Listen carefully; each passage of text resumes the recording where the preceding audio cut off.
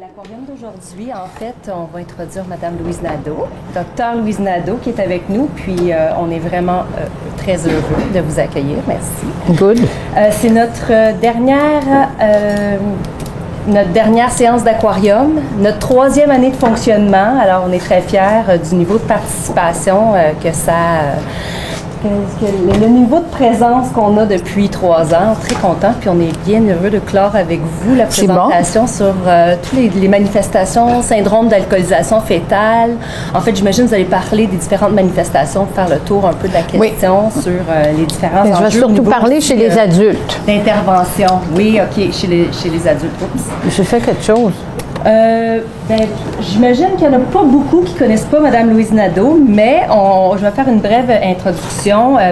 Dr Nadeau est professeur titulaire au département de psychologie de l'Université de Montréal, chercheur associé au centre de recherche de Douglas. Oui. Plusieurs travaux, plusieurs écrits là, sur, entre autres, les récidives des conducteurs condamnés pour conduite en faculté affaiblie. Oui. Et les troubles concomitants chez les personnes aux prises avec une addiction et les jeux d'hasard et d'argent. Oui. Bien d'autres choses que je pense, c'est sûr, mais son CV comporte 250 titres. Oui, c'est ça. Fait qu'on parlera pas de ça, on va parler de ce qu'on va parler aujourd'hui. Là, j'ai besoin de quelqu'un pour m'aider avec l'écran qui marche pas. J'arrive. OK. Alors, j'aimerais ça, avant de partir, un petit peu faire un tour de table sur ce que vous savez, parce que je voudrais pas perdre de temps pour vous décrire quelque chose que vous savez. Si par ailleurs vous ne savez pas que l'alcool est tératogène et qu'il est liposoluble, on a besoin d'apprendre ça rapidement. Et je vais essayer de me rendre à 1 heure pour dire, mais qu'est-ce qu'on fait avec des patients adultes dont on pense qu'il y a un syndrome d'alcoolisation fétale et pourquoi que c'est important d'explorer cette question-là. Alors, je m'excuse, je fais un petit tour de table. J'aimerais ça que vous me disiez un peu à brûle pour point ce que vous savez sur le syndrome d'alcoolisation fétale.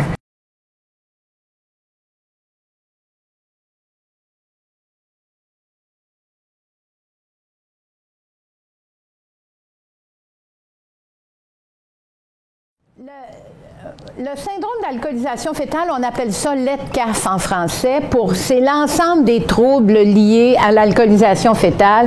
C'est le mot qui est utilisé par l'Agence de santé publique au Canada. Et il y a une agence de santé publique qui fonctionne avec le gouvernement fédéral. Et comme ils sont responsables de la prévention au Canada, c'est vraiment eux qui gèrent ce dossier-là. À l'intérieur de ce dossier-là, il y a des gens qui ont tout simplement des effets, donc dont les parents ont consommé, mais qu'il n'y a pas les symptômes très développés. Et il y en a qui ont un syndrome d'alcoolisation fétale partielle, là, c'est ça. Puis après ça, il y a des gens qui ont des troubles neurologiques. Fait que c'est 3 choses. Des fois, il y a des gens dont le faciès est affecté. Des fois, il y a des gens qui n'ont juste un tout petit peu, ils sont un petit peu plus impulsifs que si leur mère avait pas bu. Et il y a d'autres personnes qui ont des déficits neuropsy, des problèmes avec les fonctions exécutives, des problèmes avec la mémoire et un quotient intellectuel en bas de la mémoire, en faible mémoire. Et ça va se perpétuer jusqu'à l'âge adulte. Il y a 2 choses que vous devez vous rappeler. Là, moi, je ne peux rien. 2 choses que vous devez vous rappeler, puis je vais vous les dire de mémoire. La première chose, c'est que l'alcool est liposoluble. Et si on ne se rappelle pas de ça, on a beaucoup de difficultés à faire un travail dans le champ des addictions. Le fait que l'alcool soit liposoluble, ça veut dire que quand on boit, c'est toutes les régions du cerveau qui sont affectées parce que l'alcoolisation atteint toutes les régions du cerveau. D'autre part, quand on est enceinte, il y a un placenta, toutes les cellules contiennent du gras et l'alcool traverse la barrière placentaire. Donc, quand maman boit, le petit boit. Et à partir de ça, l'autre grande propriété de l'alcool, c'est qu'il est tératogène. C'est une substance qui affecte le développement génétique et qui provoque dans le développement la multiplication de cellules totalement inutiles.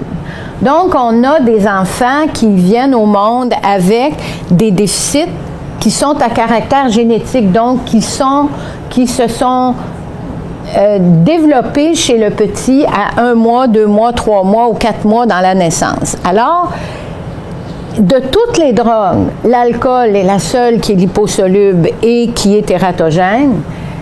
Quand les mères fument beaucoup, oui, ça donne des bébés à petit poids. Alors, sauf que 6 mois plus tard, le bébé à petit poids de la mère qui fumait a repris son poids. Les femmes héroïnomanes, oui, les bébés naissent en sevrage. Tu as tout un protocole. 1 mois plus tard, le bébé n'a plus d'effet de sevrage des opiacés. C'est bien sûr que pendant le premier mois, tu touches au bébé, il se met à crier, ça n'aide pas l'attachement. Il y a tout un ensemble de problèmes qui viennent au monde, qui viennent avec un bébé qui vient au monde avec un syndrome de sevrage des opiacés, mais ce n'est pas permanent. Et la chose à retenir par rapport à l'alcool, et c'est pour ça que c'est un enjeu, c'est parce que les effets sont permanents. Quand on boit pendant le premier trimestre, au moment où il y a quelques cellules qui se multiplient de manière exponentielle et que tu as une substance qui est tératogène, les impacts sur le fœtus sont énormes. C'est là qu'on a des enfants qui ont, dans les cas les pires, là, des enfants qui louchent, qui ont des yeux, qu'on appelle ça des fissures palpébrales, mais qui sont des yeux comme des Asiatiques, qui peuvent avoir d'autres traits difficiles, des problèmes de coordination motrice. Et donc, par contre, quand les mères boivent beaucoup dans le dernier trimestre, on a plus des enfants très, très agités. Parce qu'à ce moment-là, le développement de l'enfant est beaucoup plus maîtrisé et tu as moins ces problèmes longitudinaux au long cours.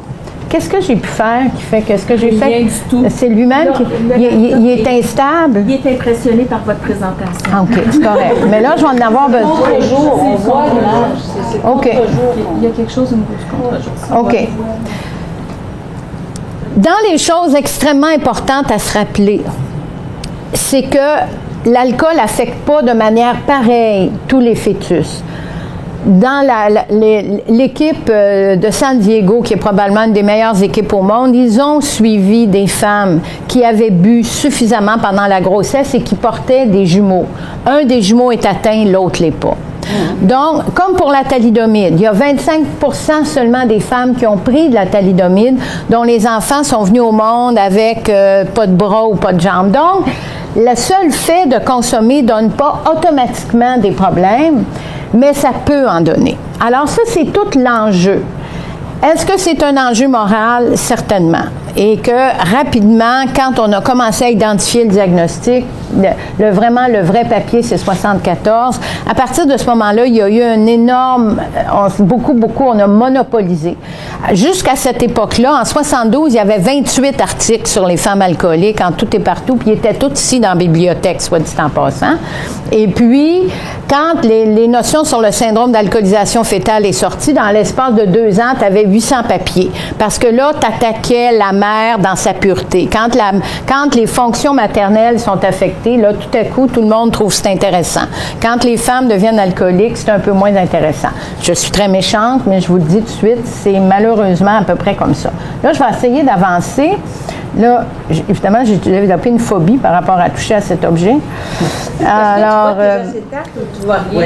moi, je vois très bien, mais là, parce que là, j'en ai besoin. Alors, quels sont les effets de l'alcool pendant la grossesse? Il faut que je vais arriver à 1 heure. C'est bon. Est-ce que vous me suivez? Est-ce que ça va? OK. C'est bon. Alors, la première chose, c'est qu'il y a beaucoup de ces femmes-là qui vont faire des fausses couches. Ça ne vous surprendra pas parmi les patientes que vous avez, ceux qui ont beaucoup d'expérience clinique. Ils tombent enceintes et les femmes toxicomanes ont plus de fausses couches. L'alcool va contribuer à des fausses couches. Ils ont des naissances prématurées. On se rappelle tout l'effet des bébés à petit poids et de la santé sur les mères. C'est un des effets. Où on commence à avoir des problèmes beaucoup plus importants, c'est les problèmes faciaux des enfants. Ces fissures palpébrales, les petits nez, ils n'ont pas de plis dans les mains. Ici, ils n'ont pas de ces les signes, le philtrum qui s'appelle ici, et des lèvres très, très, très minces. Un des problèmes, parce que les principaux cas au Canada sont chez les Premières Nations, effectivement, c'est des traits aussi qu'on retrouve chez les Premières Nations avec tout le problème du diagnostic, parce que les traits naturels impliquent des yeux, qu'on va dire, bridés, Et c'est aussi un des signes. Alors qu'un petit qui arrive à Sainte-Justine avec ces traits-là d'une maman caucasienne, rapidement, on part la batterie pour évaluer. Ensuite, il y a des problèmes d'audition et de vision qui sont les premières différenciations génétiques qui se passent dans le développement de 0 à 3 mois. Il y a des problèmes persistants de croissance. Ils restent petits, sont en bas de la taille normalisée. Les pédiatres regardent toujours, madame, votre petit est au premier 20 centimes, au percentile ou au dernier. Eux autres, ils restent toujours dans le premier quintile. Et ils ont des problèmes de motricité et un des problèmes aussi, c'est qu'ils se mettent régulièrement à sauter sur place, qu'on ne peut pas les arrêter. C'est assez particulier de voir les vidéos de ces enfants hyperactifs. Des déficits de mémoire, d'attention et de jugement. Et ces déficits-là vont persister et c'est ça qu'on rencontre chez nos adultes. Des clients qui ont de la difficulté avec la mémoire. Et comme ils sont en plus toxicomanes, ceux que nous on voit, c'est très difficile de savoir qu'est-ce qui est la poule et qu'est-ce qui est l'œuf. À un moment donné, on ne le sait plus et on ne sait pas non plus qu'est-ce qui relève des fois de mécanismes de défense. Alors le clinicien est très pris entre ce qu'il veut se rappeler, ce qu'il ne peut pas se rappeler, ce qui est lié à la surconsommation de produits ou ce qui est un bagage génétique qui a été un facteur étiologique important dans la survenue de la toxicomanie. Alors, c'est une situation difficile et il y a évidemment des problèmes de langage. Fait que ça, c'est en gros les premiers. On les retrouve comment? Parce qu'ils ont des difficultés à l'école. Ce que les données ne nous disent pas, c'est que les personnes atteintes du syndrome ont honte de ne pas comprendre. Ils ont honte de ne pas sentir les choses, ils ont honte de ne pas être bons, ils ont honte d'avoir des problèmes. Et ça va être déterminant. Ils savent rapidement, comme n'importe quelle personne qui a un handicap, qu'ils ne sont pas pareils et qui performent moins bien. Et ça, cliniquement, ça va jouer dans le développement des comorbidités, notamment de la prise de substances. Comment on pose un diagnostic? Ce diagnostic-là est posé dans le retard, dans les traits faciaux, dans les déficits cognitifs et surtout est déterminant le fait que la mère nous dit qu'ils boivent, qu'elles ont bu pendant la grossesse. Pourquoi cette variable-là est importante? Tout ce que je viens de décrire, on peut parfaitement l'avoir sans avoir consommé de l'alcool. Il y a des enfants qui viennent au monde avec peu de quotient intellectuel. Il y a des enfants qui viennent au monde avec des problèmes de fonction exécutive plus petits. Je veux dire, la nature s'assure de produire autant de déficits possibles et impossibles qu'on peut imaginer. Or, donc, pour être capable de poser un diagnostic, il faut que la mère reconnaisse qu'elle a bu. Vous voyez ici le coefficient de difficulté avant qu'une mère va reconnaître c'est mon propre comportement qui a rendu mon enfant handicapé. On va vous dire, le réveillez-vous de bonne heure. Fait que c'est difficile. Il y a des mères dont on sait qu'elles sont alcooliques et qu'elles le reconnaissent, qu'ils le voient. Mais c'est extrêmement difficile aussi. Donc, on utilise les proches, on fait des inférences et des fois, on n'est pas sûr. L'enjeu de ça est important parce que c'est pas exactement des déficits de l'attention, mais ça y ressemble. C'est pas exactement d'autres types de limites, des traits autistes, mais ça y ressemble. C'est pas exactement des limites dans des fonctions exécutives, mais ça y ressemble. Ça ressemble à un peu tout ça. Mais le jour où on est mieux capable de savoir que c'est une surconsommation d'alcool dans le premier trimestre, on a une meilleure idée. Par exemple, quand arrivent des difficultés d'ordre sexuel, je peux te dire que c'est un classique et bien documenté maintenant, qui a beaucoup de comportements sexuels inappropriés parce qu'ils ont de la difficulté à sentir, à apprendre les normes et parce qu'ils sont très impulsifs, puis tout ça, et que les pulsions sont importantes. Fait que ça, on a comme une documentation de ces problèmes-là et on sait que ça va venir. C'est bon? Chose certaine, ça pose tout un défi quand tu l'as en réadaptation. Oui. Ben oui.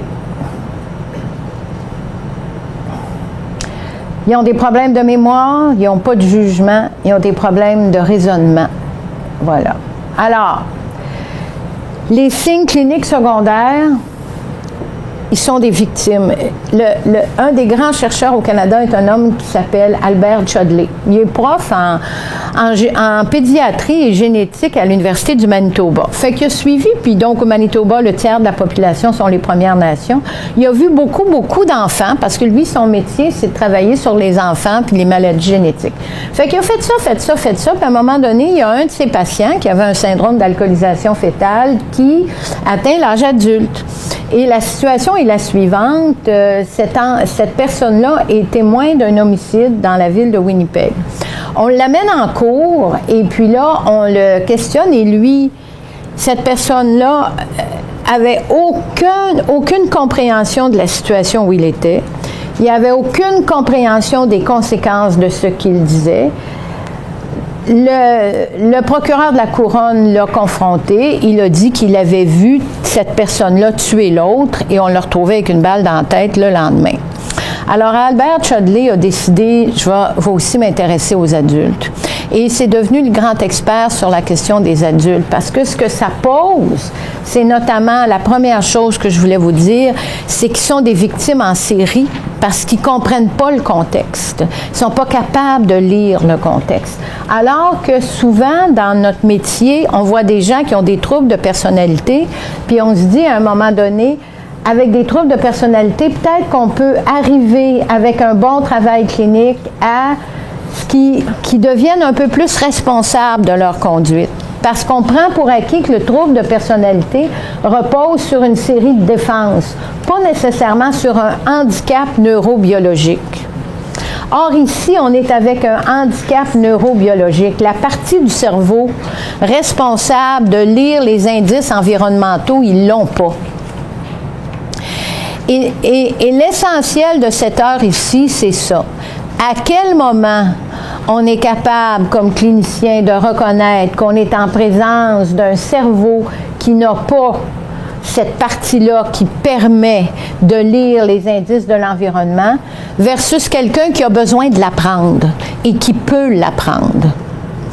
Et qu'au terme d'un an de thérapie, en travaillant sur des petites situations, on peut augmenter à la fois l'empathie, à la fois le sens de la responsabilité, à la fois d'être capable de lire systématiquement que quand on se met les pieds dans les plats, il y a quelque chose qui est de notre responsabilité, ce qui est le travail qu'on fait avec les gens qui ont des troubles de la personnalité, versus des gens qui sont incapables biologiquement de lire les indices. Et c'est ça l'essentiel de ce que je veux vous dire. Ils ont des déficits d'attention puis d'hyperactivité. Ils sont pas bons dans la gestion de l'argent. Ils apprennent pas par leurs erreurs. Ils lisent pas les contextes sociaux. Ils sont pas très bons dans la frustration. Tu leur dis non, ils se mettent à sauter sur place puis ils veulent te frapper. Ils ont un comportement sexuel inapproprié, évidemment, et puis il y a un grand risque de consommation de substances parce que, évidemment, ils veulent des renforçateurs immédiats, puis ils ont de la difficulté à penser qu'une fois après le renforçateur, arrivent les problèmes. On a déjà de la difficulté avec nos usagers ordinaires. Eux autres, c'est pire. C'est quoi les taux de prévalence? Les taux de prévalence, c'est les enfants qu'on adopte des pays d'Europe de l'Est. Je vous ferai aucun secret qu'en Russie, les taux d'alcoolisation fétale sont très élevés. En Roumanie, il y en a eu beaucoup.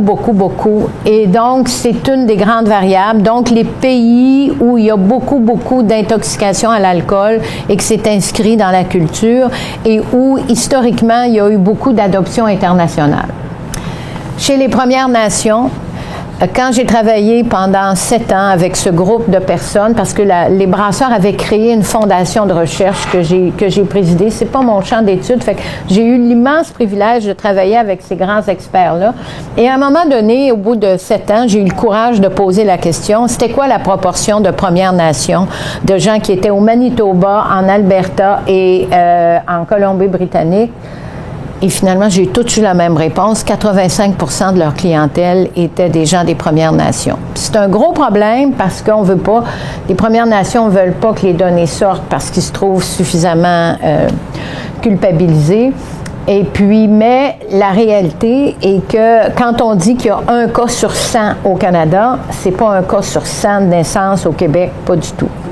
Probablement qu'il y en a plus que ce qu'on pense. mais c'est jamais les taux des Premières Nations. Mais le groupe parmi lequel la probabilité qu'il y ait alcoolisation fœtale, c'est les gens qui fréquentent cet établissement. C'est les femmes qui rapportent des problèmes de surconsommation de substances. Si la première cause de référence dans les centres jeunesse, c'est des parents toxicomanes, bien, il y a des mères là-dedans qui boivent et qu'il y a probablement des petits qui sont placés dans les centres jeunesse qui ont un syndrome d'alcoolisation fœtale. Et j'ai sorti un petit peu les chiffres, ils n'apparaissent pas à l'écran, mais je peux vous donner les chiffres. Il y a 50% des 57 000 personnes qui sont en traitement au Québec pour des problèmes de toxicomanie. OK, vous l'avez par... oh, c'est fabuleux! OK, donc je ne sauterai pas. La plupart des... Non, ça, je peux le sauter. OK, c'est bon. Il y a 50% des personnes qui viennent en traitement sur les 57 000 qui rapportent avoir eu un parent toxicomane ou alcoolique. Plus on avance dans le temps, plus on a des gens qui consommaient du cannabis. S'il y a 20 ans, l'alcool était à peu près la seule drogue qu'avaient les parents. Maintenant, c'est souvent beaucoup plus des tableaux de polytoxicomanie, mais l'alcool est là.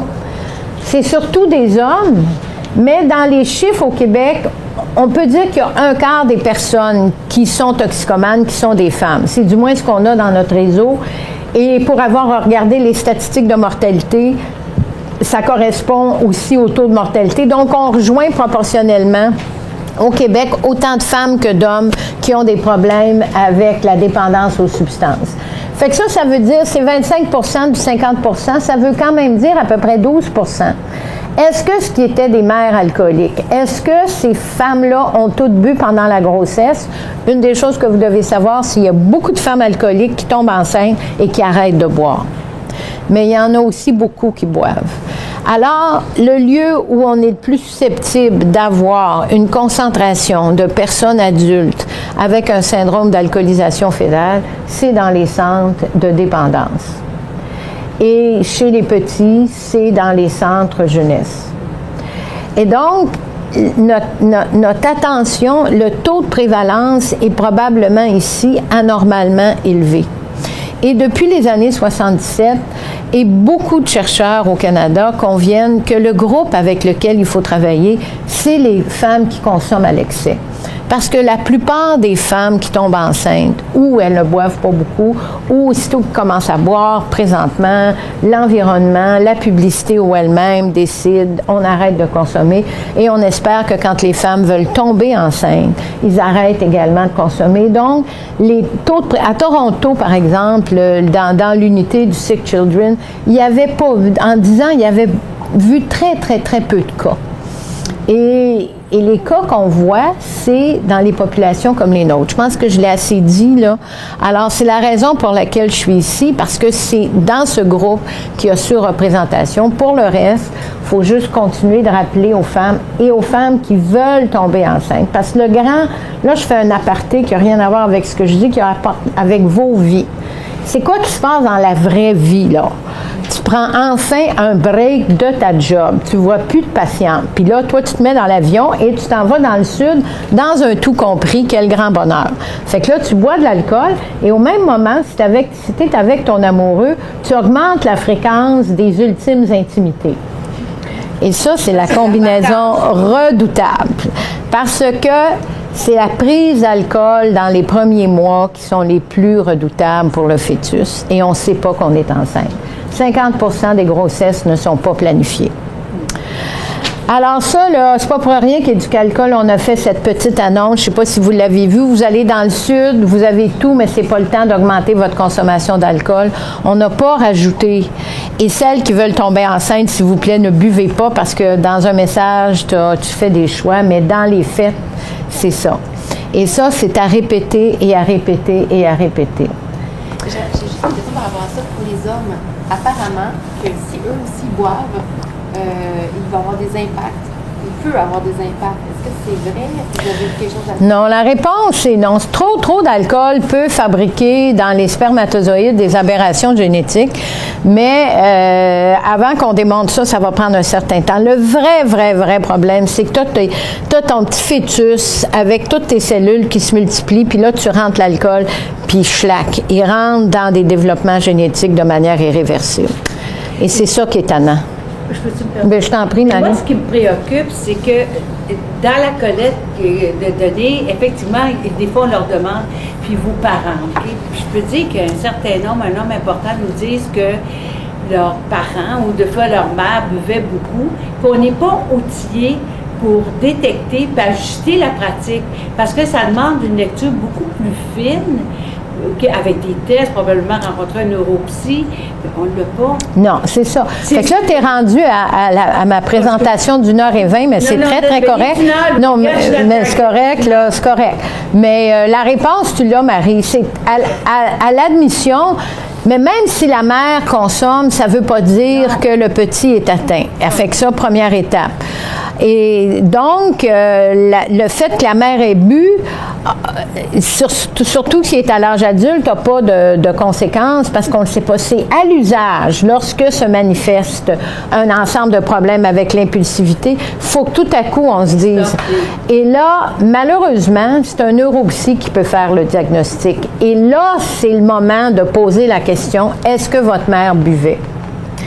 Et là, si on est capable d'avoir la réponse par le père, par les matantes, par les gens, on a un meilleur indicateur sur comment avancer. Tout ce qu'on va savoir à ce moment-là, c'est une affaire très simple. C'est que les difficultés de cette personne-là sont neurobiologiques.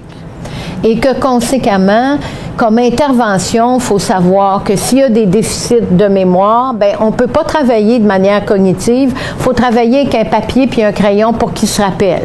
Puis s'il ne vient pas aux réunions, c'est pas parce qu'il y a des défenses, c'est parce qu'il ne se rappelle pas. Et puis donc, il faut organiser l'intervention. D'autre part, s'il est très impulsif, là, tu sais que tu as vraiment, il faut que tu songes peut-être de la médication, peut-être aussi que la personne reconnaisse que cette difficulté-là va toujours être là, qu'elle ne partira pas. Et comment on peut l'aider? Quelle sorte de trucs qu'on peut l'aider? Parce que c'est tout notre champ dans lequel on se dit, est-ce que la personne peut apprendre et est-ce que je ne devrais pas avoir une psychothérapie qui va permettre de développer des acquis ou est-ce qu'au contraire, je suis en présence d'un handicap et là, je dois développer au contraire des stratégies d'adaptation au handicap? Quand quelqu'un nous arrive en fauteuil roulant, les questions qu'on pose, c'est comment adapter l'environnement au handicap. Quand quelqu'un est blessé puis qui peut récupérer, tu l'envoies en physiothérapie puis là, tu te dis, bon, qu'est-ce qu'il faut que je fasse pour qu'il réapprenne à marcher? Ça va prendre 1 an, mais ça va prendre ce temps-là puis on va le faire. Il y a ce qu'il faut. Et ça donne 2 types d'interventions différentes. C'est juste ça que je suis venue vous dire, rien d'autre. Le reste, tous les détails des symptômes, c'est plaisant, là, c'est intéressant. Je suis dynamique, mais ça n'a pas de conséquences. Mais la réalité de nos systèmes, c'est que c'est difficile de les faire diagnostiquer. Quand on est pas mal au fait que la personne est limitée, qu'elle n'est pas très apte à avoir un jugement éclairé, puis que finalement, elle est toujours aux prises avec ses propres impulsions, compulsions, puis qu'on est dans un système où est-ce qu'on ne sait pas comment lui offrir finalement une espèce d'accommodement, parce qu'on se dit, il boit excessivement, il se met à risque, et on ne peut pas le protéger de lui-même, alors qu'on sent qu'il y aurait droit. Alors, quand j'ai été la directrice scientifique ici, là, aux gens, il y a des gens qui peut-être le savent pas, j'avais pris ce dossier-là. Puis quand j'ai vu qu'il n'y avait pas de neuropsy dans l'établissement, j'ai abandonné. Parce que, puis qu'il n'y avait pas de neuropsy dans le réseau, et que tu poses la question, puis que la réponse, c'est non. À ce moment-là, c'est extrêmement difficile. De la même manière, il y a des gens dont les mères n'ont pas bu, mais que clairement, les problèmes de fonction exécutive, c'est-à-dire la capacité de planifier. Si j'ai fait ceci, alors, il y a plusieurs des personnes qui viennent en traitement qui n'ont pas cette habileté. et qu'il faut travailler en sachant qu'ils ont beaucoup de difficultés à planifier. Puis quand nos interventions sont de l'ordre de « qu'est-ce que vous allez faire? » c'est un blanc. Ils ne sont pas capables de penser à l'avenir. Ils ont beaucoup de difficultés à planifier. Fait que c'est clair que quand la documentation dit qu'une des fonctions très utiles d'un clinicien, c'est de faire de la résolution de problèmes avec quelqu'un, c'est un aspect extrêmement important de l'intervention avec des gens qui ont de la difficulté avec des fonctions exécutives. Quand tu tombes sur le grand antisocial qui a fait beaucoup de vols de banque puis qui n'a aucune émotion, tu n'as pas beaucoup besoin de planifier avec. Il a planifié beaucoup plus puis il fait déjà le tour de toi bien comme il faut. Mais lui, l'apprentissage, c'est plus, pourrais-tu sentir quelque chose, s'il vous plaît? Puis pourrais-tu, s'il vous plaît, imaginer que quand tu bats quelqu'un, ça saigne, ça lui fait mal, c'est pas plaisant. Ça. Alors, normalement, les patients avec un syndrome d'alcoolisation fétale ont beaucoup d'attachement. L'attachement n'est pas atteint. Ah, ok, t'as répondu. Voilà. Alors, c'est pour ça que c'est un tableau important. C'est pas des autistes. L'attachement est très, très important et ils savent très rapidement qu'ils sont différents. Ils savent qu'ils ne savent pas. Et puis, les vidéos avec ces enfants-là, tu te mets à pleurer, hein, parce qu'ils sont capables de dire qu'ils savent qu'ils ne seront jamais pareils comme les autres. Ils le voient bien et ils sont capables d'attachement, mais ils ont des comportements inadaptés, comme tu décris par rapport à la vie sexuelle. Et c'est certain aussi qu'il y a des éléments de contexte qu'ils ne sont pas capables de lire et ils le savent qu'ils ne sont pas capables de lire. Donc, ils ont aussi besoin d'être rassurés puis ont besoin aussi de coach pour leur dire, là, tu t'habilles de telle manière, là, tu fais ça, voilà. Alors, l'intervention avec eux est souvent beaucoup déséquipée pour la survie, spécifiquement par rapport à leurs difficultés. Et il y a un des problèmes, parce qu'évidemment, j'ai lu un petit peu pour me préparer ici, l'air de rien, avant de... Fait que, je disais, dernier papier, puis il parlait beaucoup du diagnostic chez les adultes. Puis une des grandes raisons pourquoi les enfants ne sont pas diagnostiqués, c'est que s'ils ont un bon quotient intellectuel. Et beaucoup d'enfants qui ont un syndrome d'alcoolisation fétale ont un bon quotient intellectuel. Je vous rappellerai que les premiers tests, les premiers papiers qui sont sortis en Normandie d'ailleurs, et la moyenne de quotient intellectuel était 64. Donc un très faible quotient intellectuel, et c'est souvent le premier signe qui nous a amenés à faire des diagnostics. Mais les gens qui se rendent à l'âge adulte sans diagnostic, ils ont au contraire un relatif bon quotient intellectuel. Le nœud, c'est que tu arrives avec des petits qui ont ces difficultés. Présentement, la règle, c'est que plus tu peux poser un diagnostic de manière précoce, mieux c'est. Maintenant, ce qu'on essaye de faire, c'est lorsque, à un accouchement, la première selle d'un enfant qui s'appelle le meconium est une substance qui nous permet de détecter si oui ou non la mère a consommé de l'alcool pendant la grossesse. Donc, on a un outil pour être capable de reconnaître si oui ou non il y a eu consommation d'alcool. Maintenant, vous savez que ce n'est pas toutes les mères qui consomment de l'alcool qui donnent un enfant avec un syndrome d'alcoolisation fétale, mais au moins, on est capable d'identifier quels sont les nourrissons à risque. Là, tu l'étiquettes, malheureusement, on fait pas d'autre, on fait ça, puis là, on suit le développement de l'enfant, et quand les symptômes apparaissent, on est là capable de faire le lien entre consommation d'alcool et les difficultés de la petite personne. Et là, tu commences à intervenir à 2 ans, 3 ans, 4 ans, fait que tu te ramasses pas avec des tableaux cliniques comme celui qu'on vient d'entendre, mais on se ramasse avec un enfant que s'il est handicapé, il va dans une école appropriée pour ses difficultés, t'apprends à composer avec l'impulsivité. Les gens apprennent à un moment donné qu'ils répondent trop vite, puis ils sont capables à un moment donné de dire non, je ferai pas ça, je vais essayer de penser ou on trouve des milliards de trucs pour composer avec ça. Il y a beaucoup de personnes qui vivent parfaitement adaptées avec 70 de quotient intellectuel et qui ne se ramassent pas tous incarcérés, là. Donc, et tout le travail à l'heure actuelle vise cette intervention précoce. Par contre, si vous aviez le PowerPoint, vous verriez que les solutions pour des personnes adultes avec un problème de dépendance qui ont également un problème d'alcoolisation fétale, c'est exactement ce que tu viens de dire. Logement supervisé, visite à domicile pour assurer la sécurité des enfants, bien sûr un problème de traitement d'alcool et de drogue et idéalement, s'ils sont capables d'arrêter de consommer, de voir quel type de médication peut aider. Parce que pour les problèmes de déficit d'attention, on a de la médication qui peut aider. Souvent, ce type de médication va faire la différence pour ces cas-là. Mais il n'y a aucune médication psychoactive qui va fonctionner si tu prends de l'alcool, oubliez ça. Si tu prends du cannabis, oubliez ça. Donc, si notre traitement pour la dépendance aux substances n'est pas réussi, c'est-à-dire, et là on parle malheureusement dans ce cas ici d'abstinence et non pas de réduction des méfaits, tu as beaucoup de difficultés. Mais si on peut obtenir déjà qui ne consomment pas, qu'on peut utiliser de la médication qui va aider à contrôler l'impulsivité, là, tu peux rentrer dans un vrai programme de réadaptation où tu essaies d'outiller la personne. Et bien sûr, plus l'intervention est précoce, plus on a des chances avec notre intervention. J'aimerais ça, pendant le temps qui nous reste, de parler de l'intervention avec les femmes ici. Il nous reste 5 minutes. Parce que là, on a parlé des cas. Et puis, on a parlé, je pense qu'on a fait, pour me résumer, la probabilité que vous ayez parmi vos cas les plus difficiles des personnes dont les mères ont abusé d'alcool durant la grossesse, c'est important.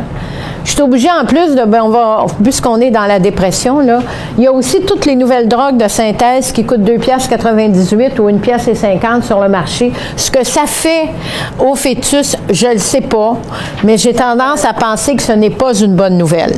Alors, et on sait absolument pas ce qui se synthétise. Les prix sur le marché par rapport à 15 grammes d'alcool sont ridiculement bas. Ça change selon les laboratoires. On n'a aucune idée. Et en général, ce qui peut protéger, c'est que ça ne traverse pas la barrière placentaire. La barrière placentaire est quand même assez solide. Si l'alcool n'était pas liposoluble, ça ne traverserait pas.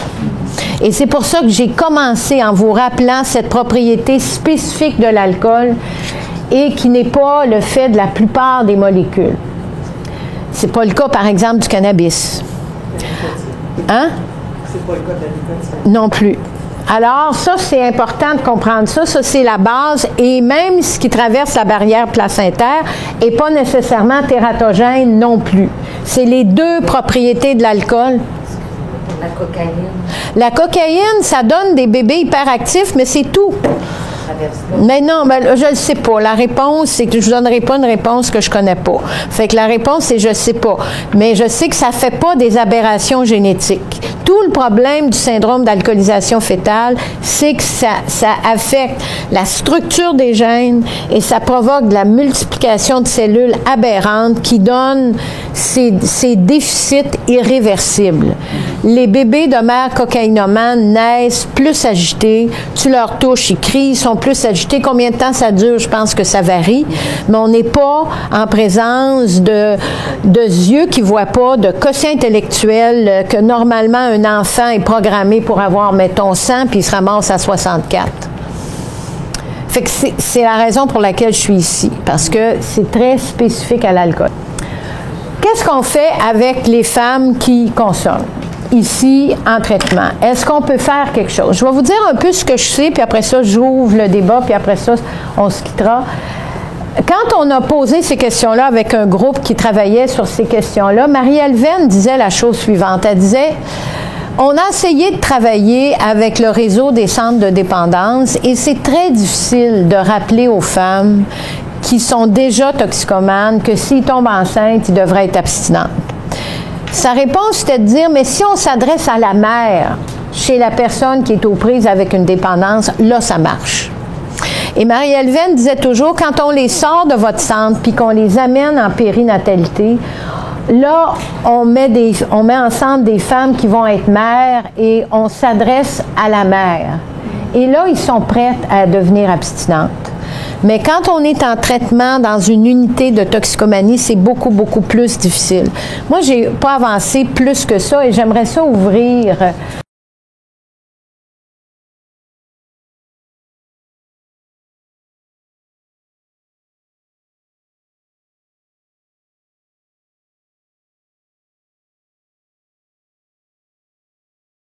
Un petit mot pour terminer. Ben merci de votre attention et bon courage dans la suite parce que ce sont des cas très très très lourds et très difficiles donc je veux pas minimiser le coefficient de difficulté. Alors merci infiniment. Merci.